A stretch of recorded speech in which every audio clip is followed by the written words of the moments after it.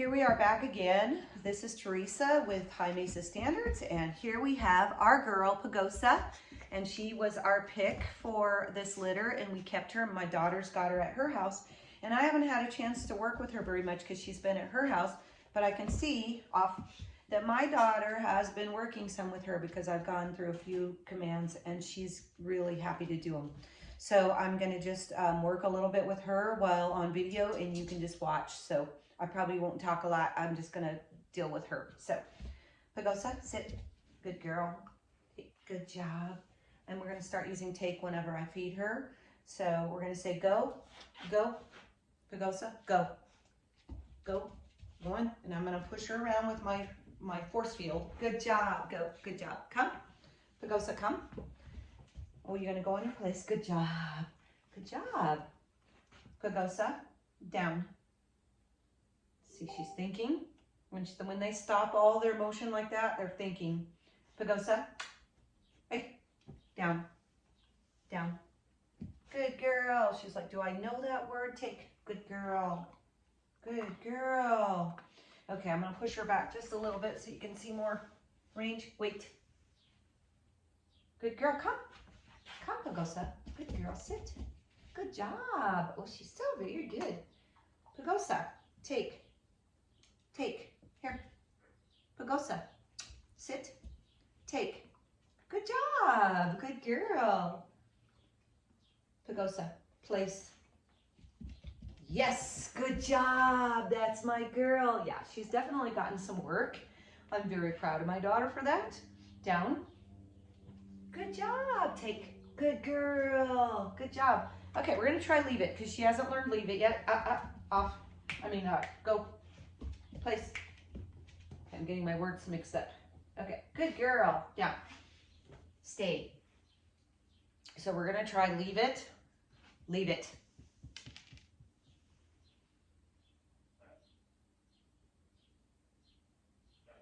Good girl. Take it. Good job. Leave it. Leave it.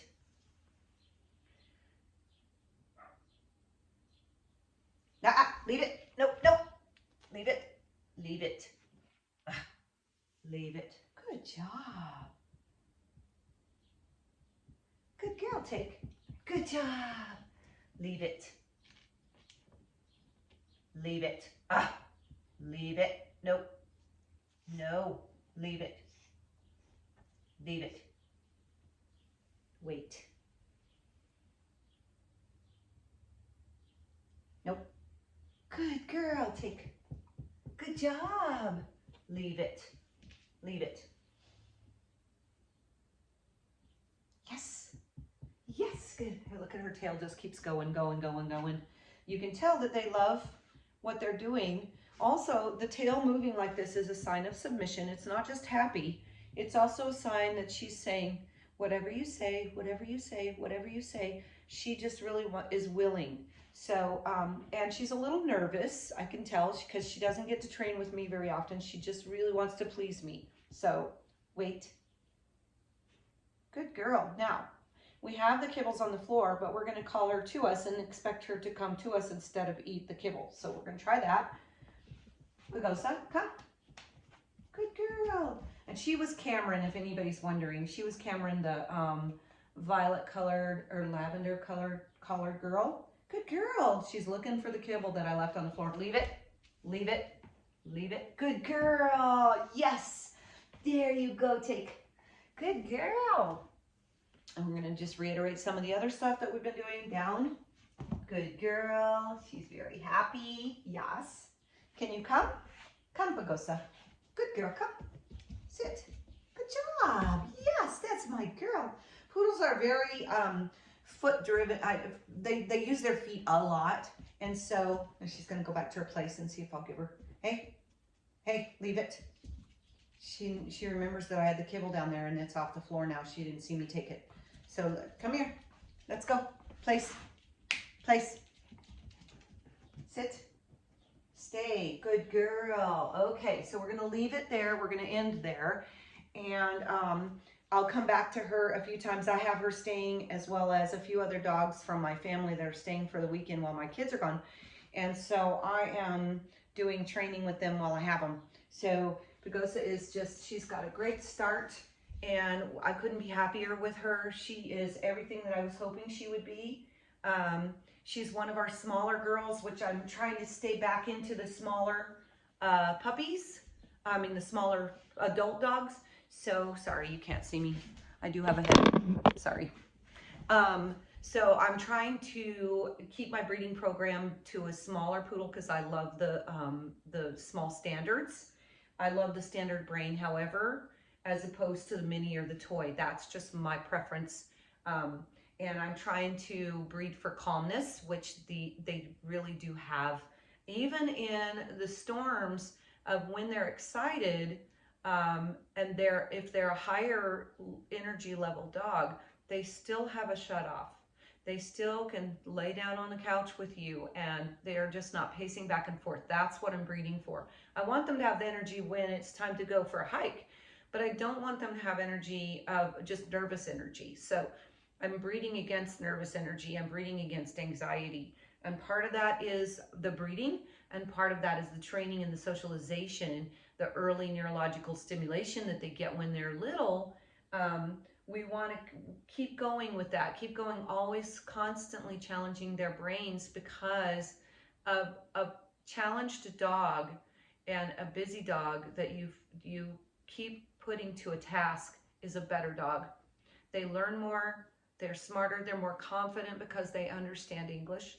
I mean, you think about this, when you go to a different country and they're all speaking to you in a different language, you're very insecure because you don't know what they're saying to you.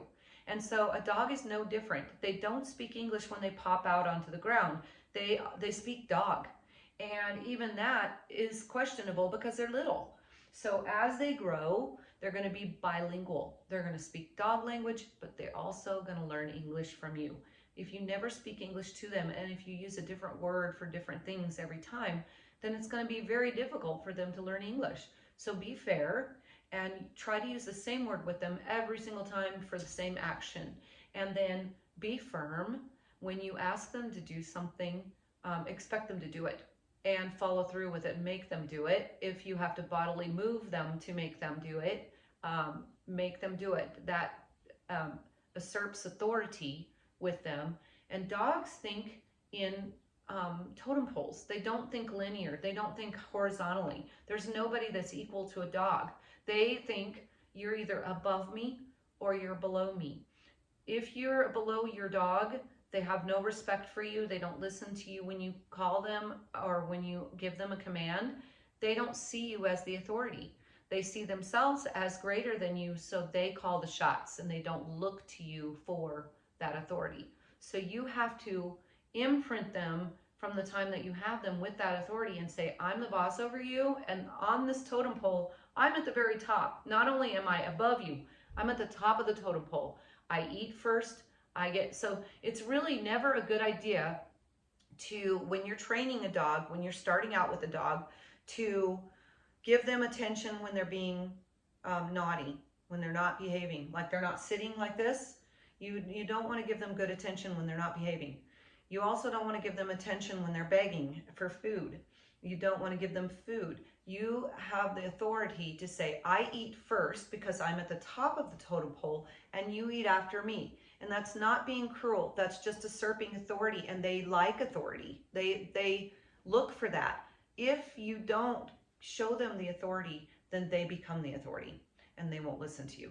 So there's your training tip for today. I'm going to keep training Pagosa and keep working with her and playing with her and loving on her because I get the time to do that right now. And I hope this helps you. If you have any questions, you can go onto my website, highmesastandards.com. You can ask questions. You can subscribe here on this video. You can share it. You can like it. And you can subscribe to it so that it notifies you every time that I put a new training tip up. So I hope this helps all of you that are trying really hard to have great, well-rounded puppies or even adult dogs. And I hope you have a great day. Blessings.